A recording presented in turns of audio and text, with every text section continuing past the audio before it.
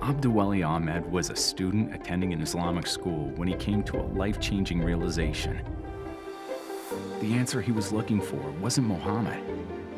It was Jesus. I was brought up to believe that Islam is in my blood, in my thinking, in my heart, and everything. But in the other way, God has a purpose and a plan for me.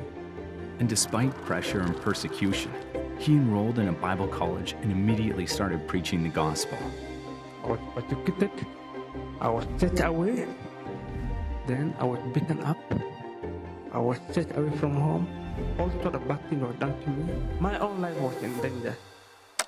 Abdiwelli got married, became a family man, and his ministry began to grow. And on February 7, 2013, he was gunned down by 3 assassins on a street in northern Kenya.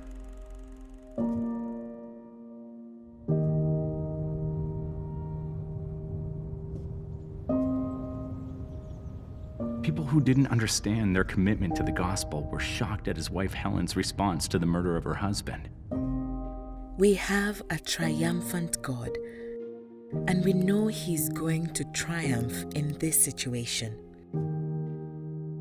Long before he was murdered, Abdiwelli showed that he would pay any price for his obedience to Christ. Almost immediately following his conversion, he was beaten. At one point, a mob of 40 people came to his mother's house seeking to kill him. He escaped and later said, "They were like a cat, and I was a mouse in my own hometown." He moved to Niger for 3 years and focused his ministry on the Tuareg tribe. And then, overwhelmed with compassion for his own Somali people, he moved to Garissa, 95 miles from the failed state and terrorist hotbed of Somalia. In Garissa, the threats began again almost immediately. A mob of Muslims came to Abdiwelli and Helen's house with gas cans, intending to burn it down. "When we received death threats," Helen would say later, "we'd pray together, and that would give us peace, because God said He would be with us." Finally, more than 2 decades after putting his faith in Christ, 3 assassins shot him to death as he talked with another pastor in the center of Garissa. Abdiwelli's ministry was powerful.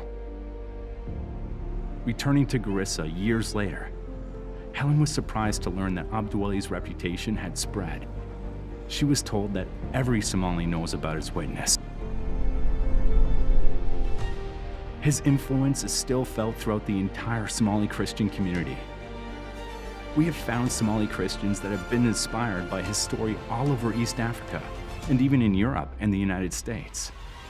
On this day of the Christian martyr, we celebrate the life and ministry of men and women around the world like Abdiwelli. In spite of threats, persecution, and even in the face of death, they do not run away. They joyfully embrace risk and danger to share the good news of Jesus Christ.